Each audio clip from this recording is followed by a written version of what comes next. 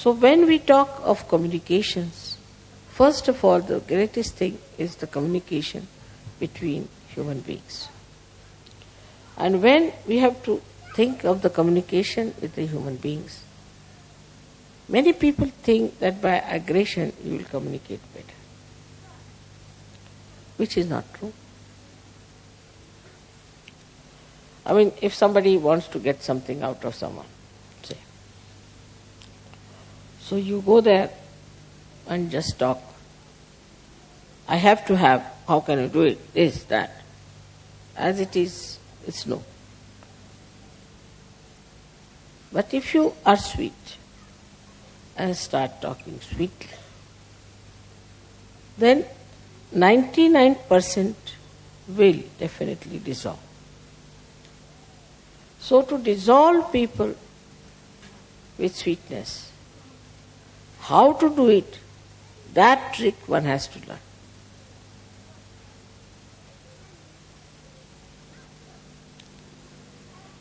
How with sweetness you can dissolve people. This is one of his special qualities, that you talk to someone in such a manner, genuinely, in a very sweet manner, and the problem between you and that person will be dissolved. Absolutely. Now there are many tricks. How to talk to someone is one of the biggest things one has to learn. First of all, you must always show that you are less intelligent than another person.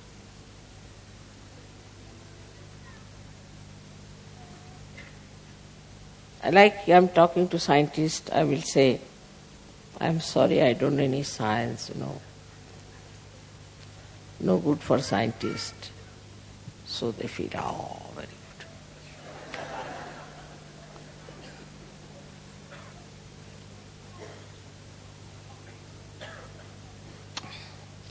If you have to talk to some musician, you must say, I don't know any music. No, I've learned a little bit, but not much. Musician feels very happy. You may call it a pampering of the ego. You may call it. But there's no harm in saying that I am nothing compared to you. So the first trick is complete humility when you talk to another person. It's a sign of greatness. It's a sign of fulfillment. As the trees, when they are laden with fruits, they bend down. So the first of all, if you say, I am no one, I don't understand anything, but I would like to hear. This is first. First quality of communication is to be extremely humble about yourself. The another person should not know who you are. And there's a lot of fun in it. Say for example now, I can say about myself that my husband was very highly placed in India. I met a friend in Delhi. She was studying with me in school and in college. And she asked me, where do you live? I told her in Meena Bagh, which was just a useless, small little place meant for very ordinary officers, because they had not allotted us any house or anything. So temporarily we were there. She said, what is your husband doing? I said, doing so with some government servant. I didn't tell her. He came down. So he just looked at me, smiled. He said, do you know him? I said, he's my husband. She was shocked. He's your husband? Oh my God, why didn't you tell me? Immediately the whole thing changed. And she felt so ashamed of herself. She had started looking down upon me that I am married to some clerk or someone.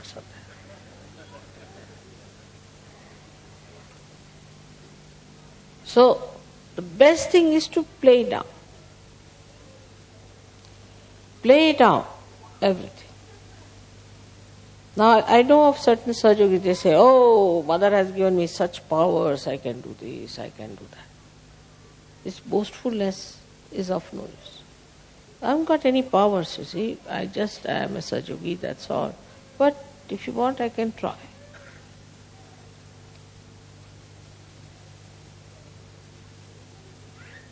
So, is to play down as much as you can. Practice this at home. First practice and then don't do it. So that is one of the greatest qualities of communication with others. Second thing, I think in the whole of Gita, if you read it, this one very important thing is krodhat pijayati samoha.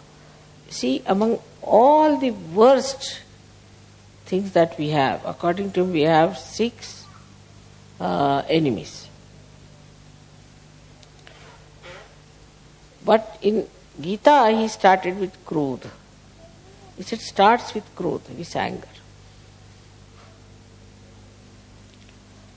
If you have anger within you, then you are not a master at all. There's no need for a master to get angry because he can play about. He can make you dance like this. What is the need to lose your temper?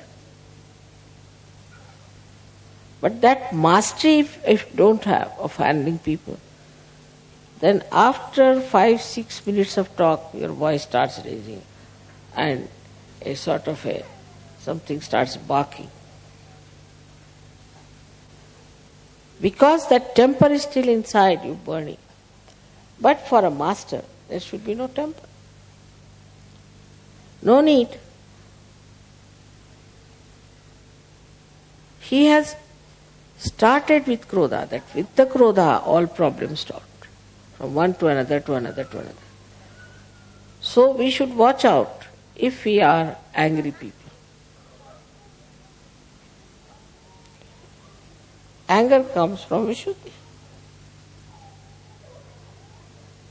Starts from liver, Vishnu, but expressed through Vishuddhi.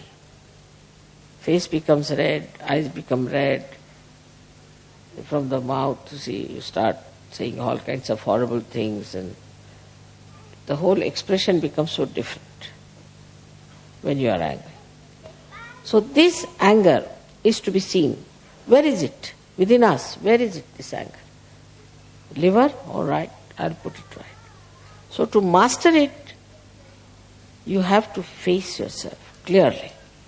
Many people have seen, people say, Mother, this lady is such a hot-tempered woman, she's so dominating. She does this, she does that. But if you tell her, no, I don't do that way. No, I'm very good. But how others are saying that? I don't know, but I'm very good. Finished.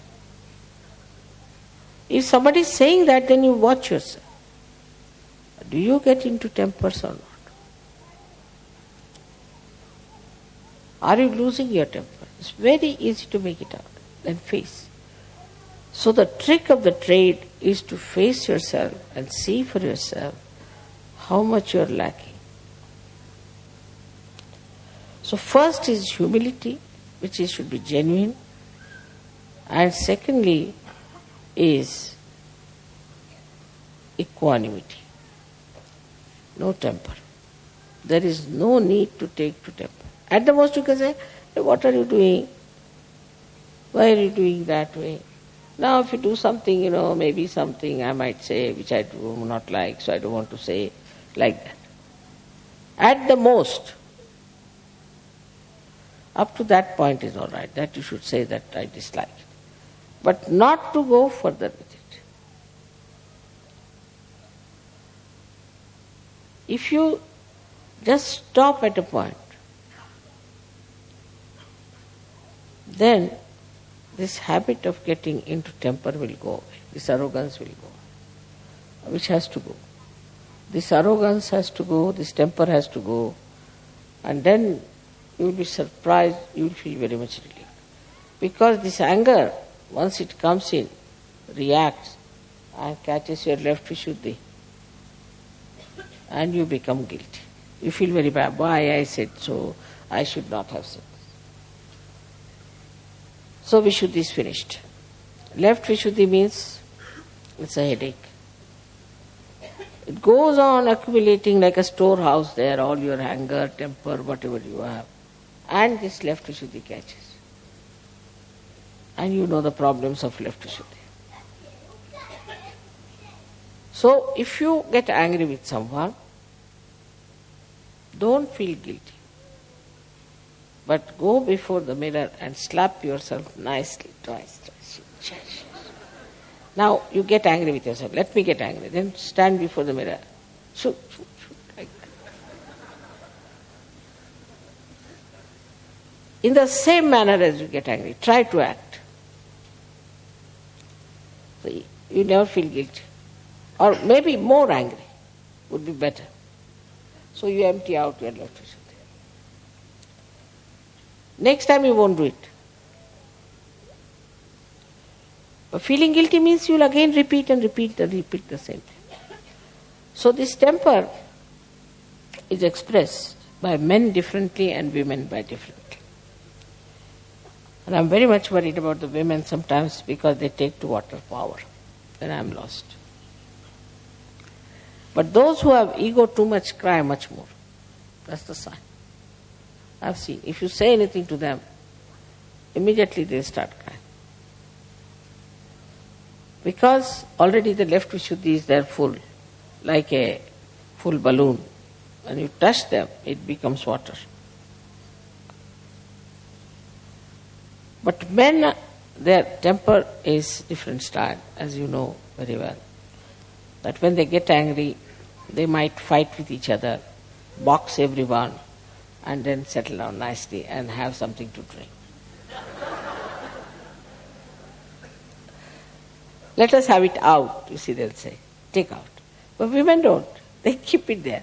And once they keep it, then it becomes tears. It starts coming down. So these are just tears out of joy, happiness, that's different. Or out of feelings for others. But it's not that. But it's tears just to impress another person that you are very sad or something.